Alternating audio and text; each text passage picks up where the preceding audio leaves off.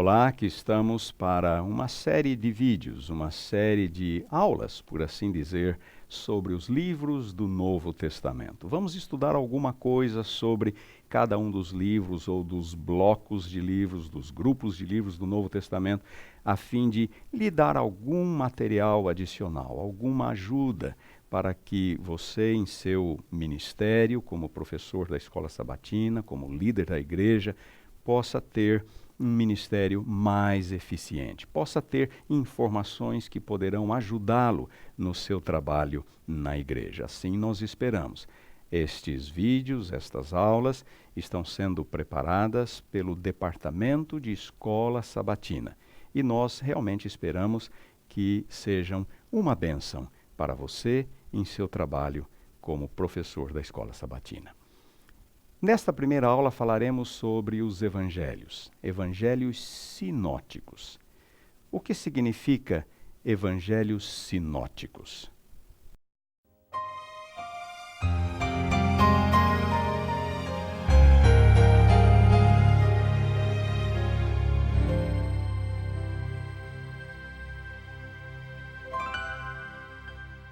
O termo evangelhos ou evangelho nós conhecemos muito bem.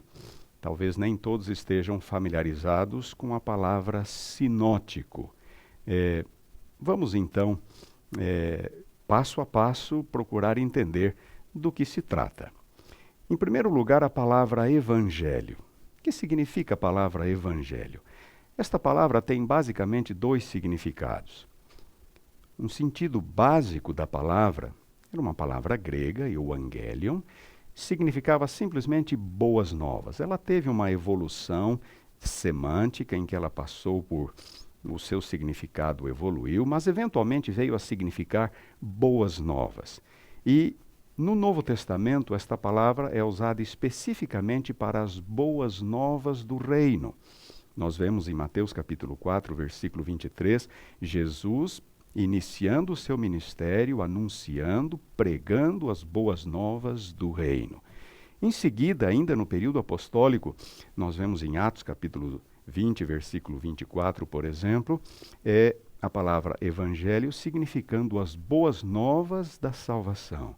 As boas novas da salvação pela graça de Deus. E este é um sentido básico desta palavra. Mas ela também tem um segundo significado, e você certamente está familiarizado com ele, que evangelho também pode ser um relato escrito destas boas novas. E nós encontramos este significado em Marcos, por exemplo, capítulo 1, versículo 1. Quando Marcos se assentou para escrever o seu livro, ele começa desta forma: princípio do evangelho de Jesus Cristo, Filho de Deus. E assim a palavra evangelho, que no seu sentido geral significa as boas novas da salvação, do reino, da salvação, veio a significar também um livro, o relato destas boas novas, da vida e dos ensinos de Jesus. E nós temos no Novo Testamento, conforme todos sabem, 4 evangelhos, 4 livros que contam acerca do ministério e da vida de Jesus. Nós costumamos chamar estes livros de Evangelho de Mateus, Evangelho de Lucas, de Marcos, de João, mas é importante nós atentarmos para o seguinte: existe, na verdade, só um Evangelho, e é o Evangelho de Jesus. Só que este Evangelho de Jesus é contado por Mateus, por Marcos, por Lucas e por João. É por isso que o subtítulo em nossas Bíblias diz assim: Evangelho segundo Mateus, Evangelho segundo Marcos, e assim por diante. É um único Evangelho, de acordo com Mateus, de acordo com Marcos, com Lucas e, finalmente, com João. É importante destacarmos esse ponto. Não são 4 evangelhos diferentes, eles são livros diferentes, versões diferentes do mesmo evangelho. Com relação ao termo sinótico, nós já vimos então o significado do termo evangelho e agora vamos para o termo sinótico. O termo sinótico também é grego, é de origem grega, assim como o termo evangelho. E o termo sinótico significa algo que é visto de uma mesma perspectiva, algo que é visto a partir de um mesmo ponto de vista. E este termo, quando aplicado aos evangelhos, se aplica especificamente a Mateus, Marcos e Lucas, não a João. João não faz parte dos evangelhos sinóticos. João não é um evangelho sinótico. Por quê? Porque João é diferente. E nós vamos ver, numa aula seguinte, exatamente quais são as diferenças entre João e os outros 3 evangelhos. Por que que João está numa classificação, numa categoria à parte? Muito bem, Mateus, Marcos e Lucas, portanto, são os evangelhos sinóticos, descritos como sinóticos. Por quê? Porque eles veem a vida de Jesus, eles narram a vida e o ministério de Jesus a partir da mesma perspectiva, a partir do mesmo ponto de vista.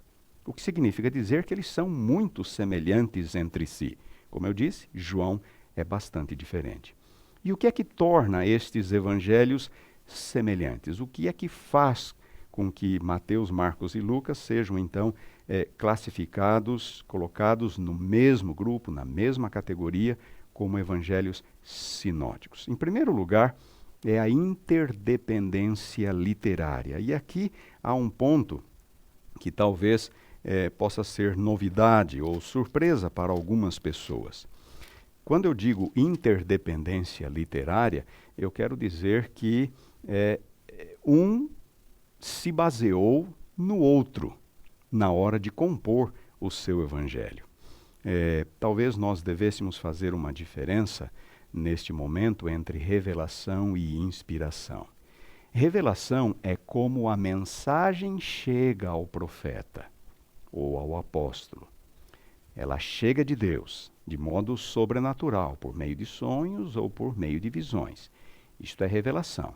Agora, inspiração é esta capacitação pelo Espírito que o profeta, que o apóstolo recebe para transmitir esta mensagem. Então, na hora de falar, na hora de escrever, ele então recebe o dom da inspiração.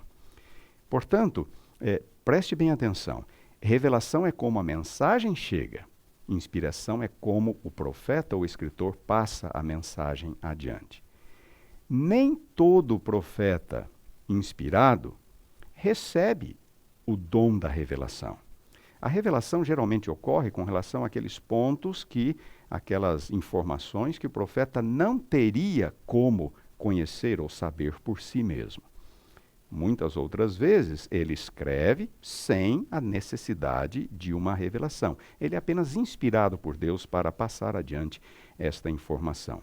Vamos então, voltemos ao ponto da interdependência literária.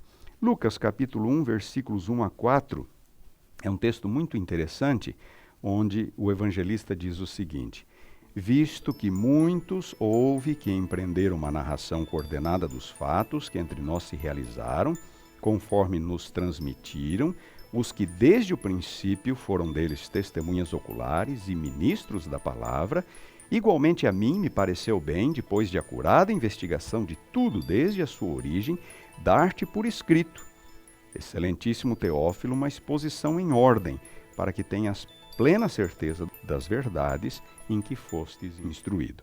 Em outras palavras, o que Lucas está dizendo é que ele não recebeu nenhuma revelação para escrever o seu evangelho. Pelo contrário, ele fez uma pesquisa. Ele procurou livros escritos e ele falou com pessoas que haviam sido testemunhas oculares da vida e dos ensinos de Jesus. Então, note, eu quero chamar a atenção para o ponto aqui onde ele diz que ele investigou outros documentos escritos. E nós acreditamos, os estudiosos dos evangelhos acreditam, que Marcos foi um dos documentos utilizados por Lucas para escrever, para compor o seu evangelho. Por quê? Porque existem muitas passagens em que Mateus, Marcos e Lucas são absolutamente idênticos. E você já deve ter percebido isso em sua leitura, em seu estudo dos evangelhos. Muitas passagens em que eles são absolutamente idênticos. Acredita-se que Marcos foi escrito primeiro. Acredita-se que Marcos seja o mais antigo dos evangelhos. Por quê? Porque ele é o menor, ele é o mais simples. Há uma série de outras razões, mas estas são as mais importantes. E então Marcos, tendo sido escrito primeiro, teria sido utilizado por Lucas e por Mateus como fonte de informação. O Espírito Santo guiou estes escritores a se basearem, a pesquisarem, a utilizarem documentos já escritos, no caso, o documento de Marcos. Mateus não diz, não faz a mesma referência que Lucas faz, mas isso não significa que ele também não tenha feito uma pesquisa para escrever o seu evangelho. Até porque Mateus também foi um discípulo, então ele mesmo era uma testemunha ocular daquilo que ele escrevera, daquilo que ele relatara. E assim, esta é uma das razões, portanto. Existe uma interdependência literária. Boa parte de Marcos está presente em Mateus, muitos versículos de Marcos estão presentes em Lucas. Portanto, o fato de eles utilizarem material um do outro acabou permitindo com que eles relatassem evangelhos até certo modo semelhantes, a partir de uma mesma perspectiva, de um mesmo ponto de vista. Nós temos estes livros, embora haja esta interdependência literária, eles são diferentes uns dos outros. Não significa que eles sejam absolutamente idênticos. Não, de forma nenhuma, são diferentes. Eles têm propósitos diferentes, foram escritos para uma audiência diferente. Nós temos esta ordem no Novo Testamento, Mateus, Marcos, Lucas e João. Esta não é a ordem em que eles foram escritos. É simplesmente a ordem que, digamos, acabou pegando, né, na hora de os cristãos primitivos, nos primeiros séculos da igreja, na Idade Média, começaram a reunir estes evangelhos, porque cada um deles foi escrito por um autor diferente, em momentos diferentes, em circunstâncias diferentes. Então, em algum momento, eles começaram a ser colocados juntos. E a ordem que acabou chegando até nós é esta, mas ela não reflete necessariamente a ordem de importância ou a ordem cronológica em que os evangelhos foram produzidos. Mateus é o primeiro.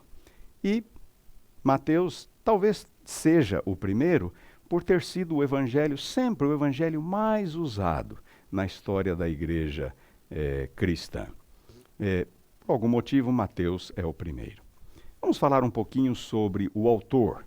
Quem era Mateus? Bom, nós sabemos que Mateus era um dos 12, um dos discípulos de Jesus.